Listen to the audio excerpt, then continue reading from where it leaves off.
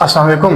आज की वीडियो में हम एक लीगल टॉपिक पर बात करने जा रहे हैं कि माइनर की कस्टडी का फैसला कौन सी अदालत करेगी और हेबियस कॉर्पस की petition for the minor custody के लिए क्यों फाइल की जाती है। मैं आपको बताता चलूं, for the custody of minor habeas corpus की पिटीशन मदर या फादर दोनों फाइल कर सकते हैं, और अगर इन केस कस्टडी मदर के पास हो तो फादर हेबियस कॉर्पस की पिटीशन फाइल कर सकता है, और इन केस अगर फादर के पास कस्टडी ऑफ माइनर हो तो मदर भी फाइल कर सकती है।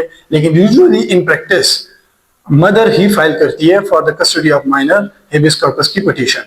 लेकिन आपको मैं ये बताते चलूं कि हेबियस कॉर्पस की पिटीशन असल में है क्या। हेबियस कॉर्पस की पिटीशन का मकसद ये होता है कि अगर कोई शख्स गैर कानूनी कन्फाइंड या इम्प्रॉपरली या इलीगली किसी को कन्फाइन किया गया हो तो उसे रिकवर कराने के लिए हेबियस कॉर्पस की पिटीशन फाइल की जाती है। तो सवाल ये पैदा होता है कि फादर के पास या मदर के पास माइनर की कस्टडी कैसे गैर कानूनी और इम्प्रॉपर हो सकती है।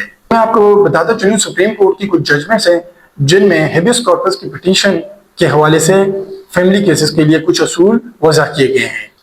2024 SCMR page 2123, PLD 2012 SC page 758, 2001 SCMR page 1782। इन जजमेंट्स के मुताबिक स्पाउस में से जब भी कोई हेबियस कॉर्पस की पिटीशन सेशन कोर्ट में फाइल करेगा तो कोर्ट में ये लाजमी देखना होगा कि क्या children are of tender age, second one is that के रिसेंटली स्नैच किया गया हो, और थर्ड वन इज दैट कि जेन्युइन अर्जेंसी का केस हो।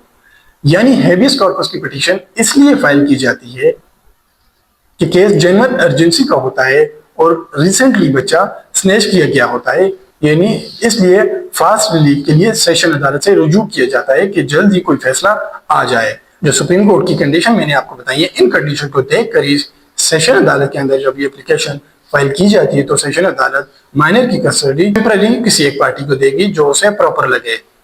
अब हमारा जो फर्स्ट वन क्वेश्चन था कि माइनर की कस्टडी कौन डिसाइड करता है, तो मैं आपको बता दूं चलूं, माइनर की कस्टडी फैमिली कोर्ट में डिसाइड करनी होती है और वो गार्डियन एंड वार्ड एक्ट 1890 के मुताबिक डिसाइड करनी होती है। लेकिन लोग दरअसल हेबियस कॉर्पस की पोजीशन फाइल करते हैं फॉर द क्विक रिलीफ के लिए, क्योंकि फैमिली कोर्ट के अंदर केस साबित करने में ज्यादा अरसा लगता है।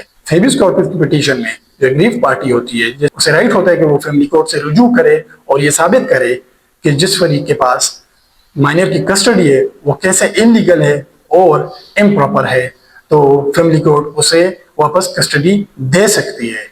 उम्मीद करता हूँ ये लीगल टॉपिक आप लोगों को पसंद आया होगा। इस तरह के मजीद लीगल टॉपिक्स देखने के लिए चैनल को ज़रूर सब्सक्राइब करें।